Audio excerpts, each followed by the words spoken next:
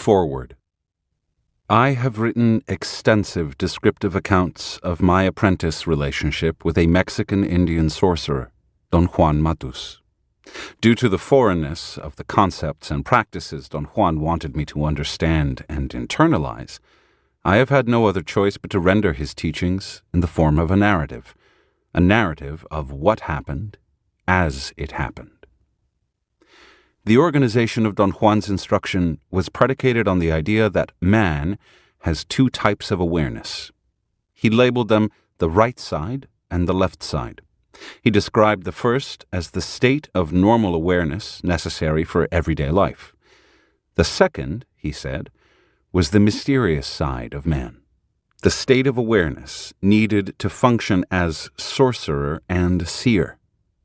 Don Juan divided his instruction accordingly into teachings for the right side and teachings for the left side. He conducted his teachings for the right side when I was in my state of normal awareness, and I have described those teachings in all my accounts. In my state of normal awareness, Don Juan told me that he was a sorcerer. He even introduced me to another sorcerer, Don Genaro Flores. And because of the nature of our association, I logically concluded that they had taken me as their apprentice. That apprenticeship ended with an incomprehensible act that both Don Juan and Don Genaro led me to perform. They made me jump from the top of a flat mountain into an abyss. I have described in one of my accounts what took place on that mountaintop. The last drama of Don Juan's teachings for the right side was played there by Don Juan himself, Don Genaro, two apprentices, Pablito and Nestor, and me. Pablito, Nestor, and I jumped from that mountaintop into an abyss. For years afterward, I thought that just my total trust in Don Juan and Don Genaro had been sufficient to obliterate all my rational fears on facing actual annihilation. I know now that it wasn't so. I know that the secret was in Don Juan's teachings for the left side, and that it took tremendous discipline and perseverance for Don Juan, Don Genaro, and their companions to conduct those teachings. It has taken me nearly 10 years to recollect what exactly took place in his teachings for the left side that led me to be so willing to perform such an incomprehensible act, jumping into an abyss. It was in his teachings for the left side that Don Juan let on what he, Don Genaro, and their companions were really doing to me and who they were. They were not teaching me sorcery, but how to master 3 aspects of an ancient knowledge they possessed: awareness, stalking, and intent. And they were not sorcerers. They were seers.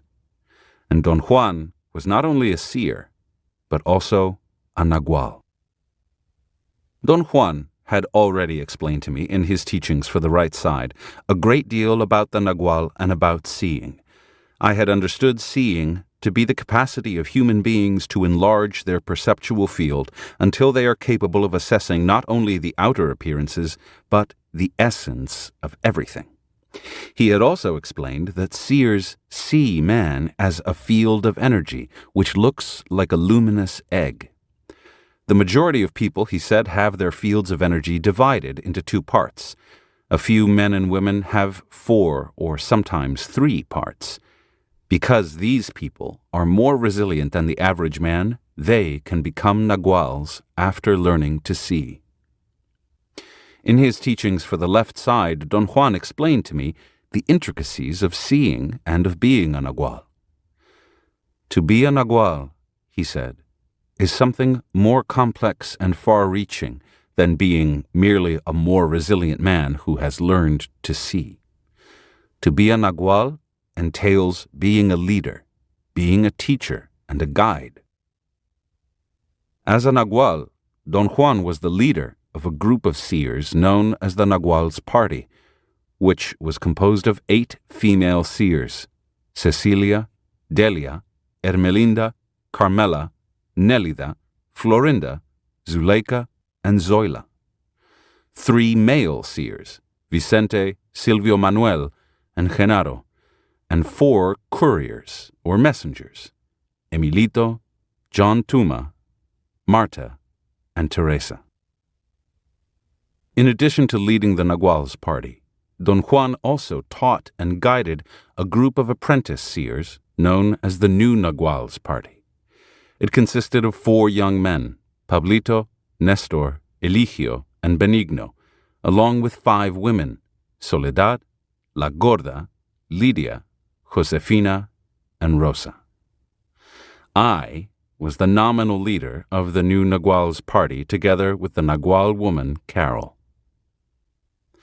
In order for Don Juan to impart to me his teachings for the left side, it was necessary for me to enter into a unique state of perceptual clarity known as heightened awareness. Throughout the years of my association with him, he had me repeatedly shift into such a state by means of a blow that he delivered with the palm of his hand on my upper back. Don Juan explained that in a state of heightened awareness, apprentices can behave almost as naturally as in everyday life, but can bring their minds to focus on anything with uncommon force and clarity. Yet, an inherent quality of heightened awareness is that it is not susceptible to normal recall. What transpires in such a state becomes part of the apprentice's everyday awareness only through a staggering effort of recovery. My interaction with the Nagual's party was an example of this difficulty of recall. With the exception of Don Genaro, I had contact with them only when I was in a state of heightened awareness. Hence, in my normal everyday life, I could not remember them, not even as vague characters in dreams. The manner in which I met with them every time was almost a ritual. I would drive to Don Genaro's house in a small town in the southern part of Mexico. Don Juan would join us immediately, and the 3 of us would then get busy with Don Juan's teachings for the right side. After that, Don Juan would make me change levels of awareness, and then we would drive to a larger nearby town where he and the other 15 seers were living. Every time I entered into heightened awareness, I could not cease marveling at the difference between my 2 sides. I always felt as if a veil had been lifted from my eyes, as if I had been partially blind before, and now I could see. The freedom, the sheer joy that used to possess me on those occasions cannot be compared with anything else I have ever experienced. Yet at the same time, there was a frightening feeling of sadness and longing that went hand in hand with that freedom and joy. Don Juan had told me that there is no completeness without sadness and longing, for without them there is no sobriety, no kindness. Wisdom without kindness, he said, and knowledge without sobriety are useless.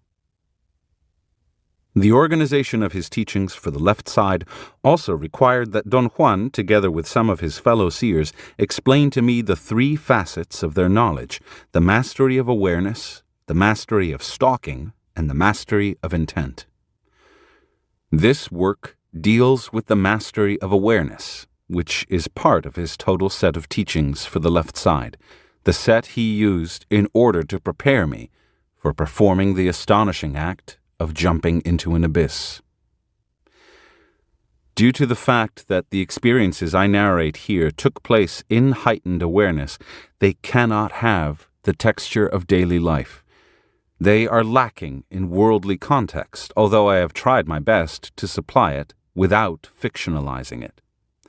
In heightened awareness, one is minimally conscious of the surroundings because one's total concentration is taken by the details of the action at hand.